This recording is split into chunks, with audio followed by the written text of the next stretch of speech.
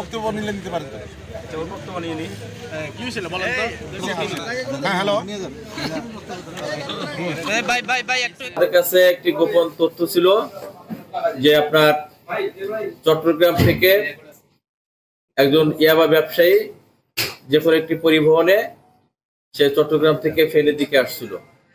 এই গোপন সংবাদের পরিপ্রেক্ষিতে আমাদের টিম সকাল 6টা থেকে খায়রা বাজারে আমরা এখন অবস্থান করি এবং যে আমাদের নির্দিষ্ট বাস ছিল সেই বাসের যখন 8:30 পৌনে 9টার দিকে বাসটা আসে তখন এই বাসের আমাদের টিম সেখানে বাসে উঠে তল্লাশি চালায় এবং সন্দেহভাজন যাকে সন্দেহভাজন একজনকে আমরা সেখানে দেখি। দেখার পরে তাকে আমরা নিচে নামিয়ে নিয়ে আসি। নিচে নামিয়ে নিয়ে এসে জনগণের সামনে তার সামনে তাকে বডি সার্চ করা হয়। সার্চ করার পরিপ্রেক্ষিতে বডিতে কিছু পাওয়া যায় না, বা কিছু আমরা পাই না। কিন্তু আমাদের লোকজনের তার হাঁটার দেখে সন্দেহ হয় যে জুতা একটু ভারী ভারী লাগে। সেক্ষেত্রে পুলিশ যখন জিজ্ঞাসা করে যে আপনার জুতা এত ভারী ভারী লাগছে কেন, তখন সে বলে যে এখানে গোল্ড আছে।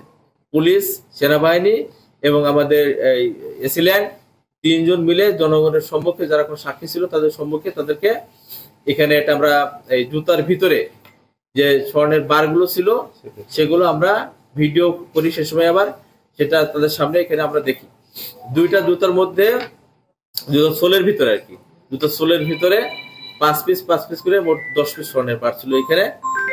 তা আমরা এরপরে ওখান থেকে এসিল্যান্ড সহ আমাদের পুলিশ সহ আমাদের ওই যে যেখানে স্বর্ণ মাপে আর কি স্বর্ণ দোকানে যাই, হলমার্ক বলে নাকি, হলমার্ক করে যেখানে এই টোটাল স্বর্ণের বার যেটা আনুমানিক 1166 গ্রাম এবং বর্তমান বাজার মূল্য 1,20,00,000 টাকা, যেটা আমরা জানতে পারলাম।